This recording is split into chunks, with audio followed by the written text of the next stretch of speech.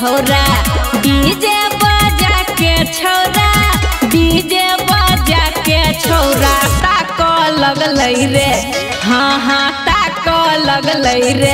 आ छौरी भके सब तैयार जो बना चह लगलै रे छौरी भके सब तैयार जो बना चह लगलै रे डीजे बजा के छौरा डीजे बजा के छौरा डीजे बजा के छौरा डीजे बजा के छौरा ताक लगलै रे हाँ हाँ ताक लगलै रे आ छौरी भके सब तैयार जो बना चह लगलै रे छौरी भके सब तैयार जो बना चह लगलै रे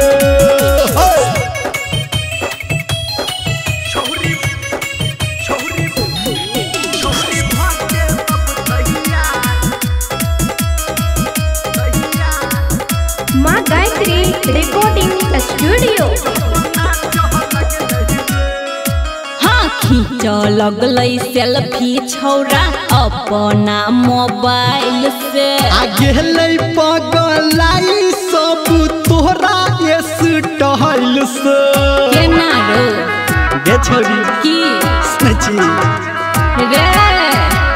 खींच लगलै फोटो छौरा अपना मोबाइल से आगे लै पगलाई सब तोहरा स्टाइल से गहना लगा के छौरा गाना लगा के छौरा गहना लगा के छौरा गाना लगा के छौरा झाँक लगलै रे हाँ हाँ झाँक लगलै रे आ छौरी भके सब तैयार जो बना चह लगलै रे छौरी भके सब तैयार जो बना चह लगलै रे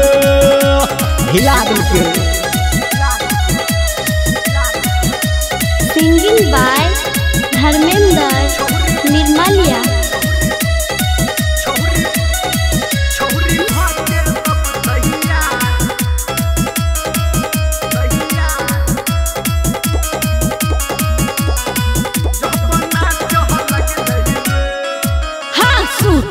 सलवार हमर नया रहे कुरती आ कहौ निरमलिया तोहर देखलौ गे फुरती ताकि ओहिना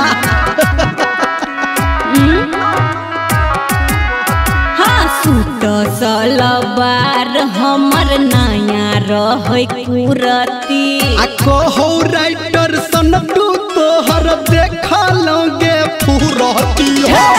वॉल्यूम बढ़ा के छोरा वॉल्यूम बढ़ा के छोरा वॉल्यूम बढ़ा के छोरा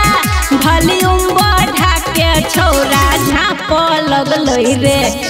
बात झाँप लगलै रे आ छौरी भके सब तैयार जो बना चह लगलै रे छौरी भके सब तैयार जो बना चह लगलै रे हिला देलकै।